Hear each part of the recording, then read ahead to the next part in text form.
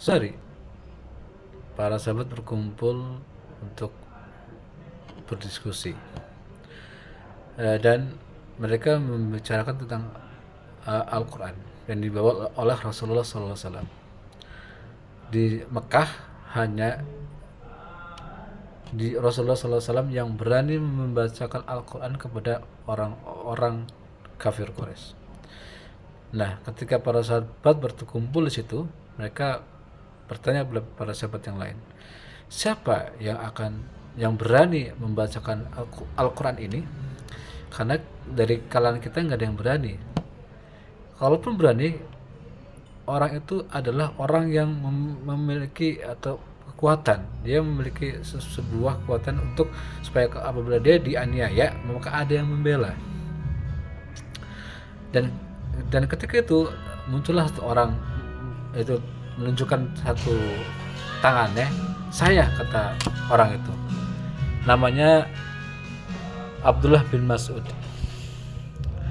Namun para sahabat itu pun menolak kalau dia yang membacakannya, karena dia orang lemah, dia nggak ada kekuatan sama sekali. Kata Abdullah bin Mas'ud, dia mengatakan, ada, saya mempunyai kekuatan dan yang melindungi saya adalah Allah SWT.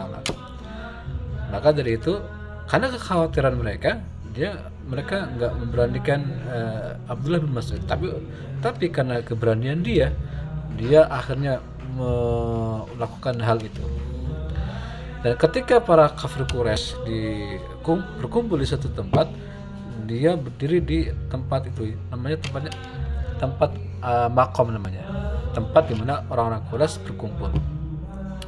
Lalu Abdullah bin Mas'ud itu membacakan surat Ar-Rahman. Ar-Rahman, alamal Quran, alahamul bayan, wasyamsu wal qamaru bil husban. Nah, dan sampai seterusnya. Dan setelah itu, orang-orang kafir Quraisy itu berbicara satu sama lain. Siapa dia?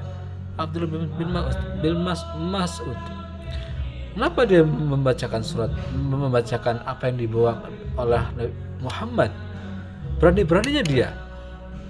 Makanya Abdullah bin Mas'ud itu akhirnya dipukuli oleh kafir Quraisy. Dan akhirnya dia babak belur.